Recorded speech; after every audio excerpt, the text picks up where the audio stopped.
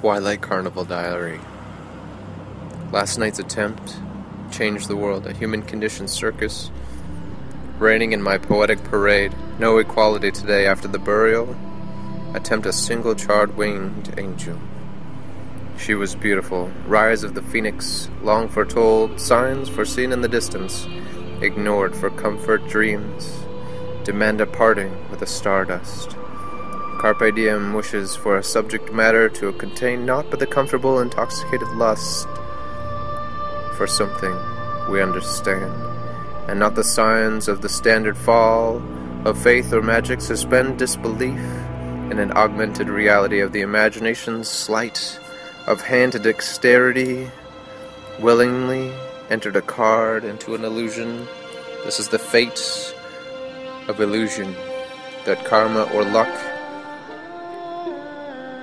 are specimens deserving of redemption or forgiving as they dismantle your dreams. Raise your hand to your partner. Strive for an amical life against the loathing of the aftermath of an ivory piano's tale of a great loss, captive via one gunshot in the teeth, and tusks were stolen to be played as keys.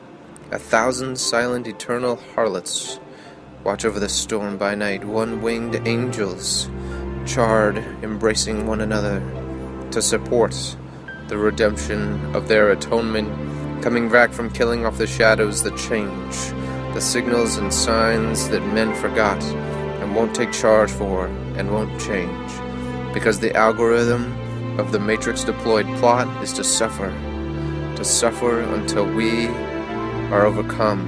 Because if love I'd never look and for certainly never touch, I've got an angel at home sitting on the throne of my heart. She is worth it.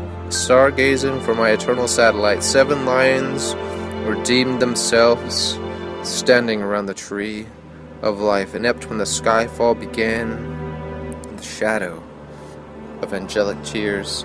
This is a life beyond encoding, wherein the dreams lies something beautiful, and the night believes that angels are sent via prayer cards to redeem something invisible. In an archaic story, that darkness dwells in the realms of sulfur without wings, that humanity is completely disarmed and trapped in a dual fate dimension that is both sad and the replication of a human condition that has sold my inner voice and the voice of millions, the lampposts and the wardrobe of so many children, believing that Narnia was choking out an imaginary existence wherein we forgot to live.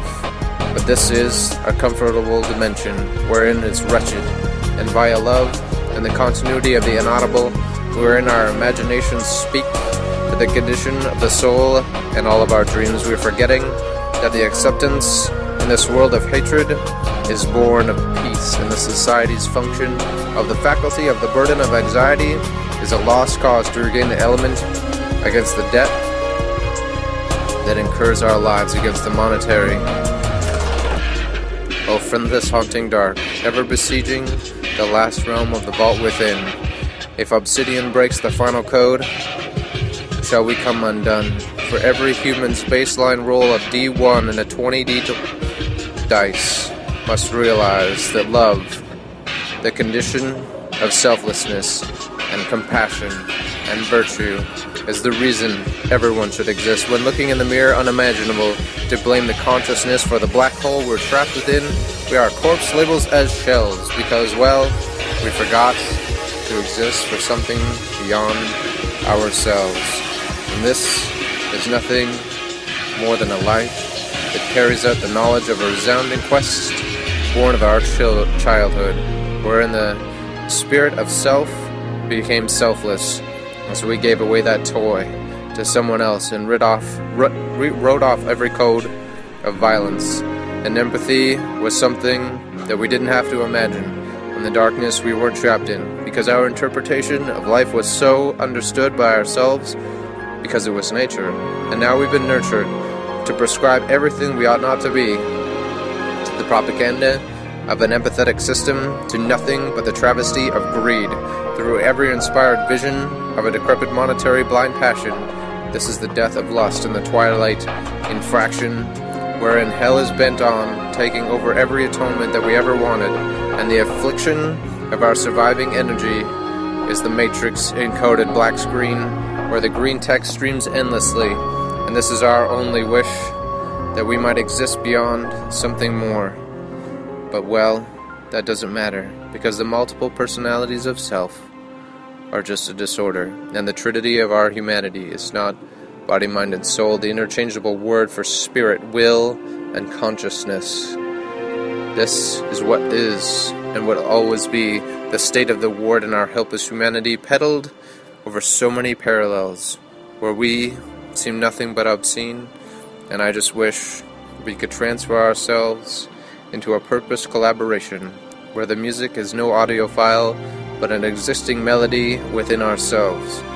And then there's no remix, because we are complete, and the music is just a movement that we live to.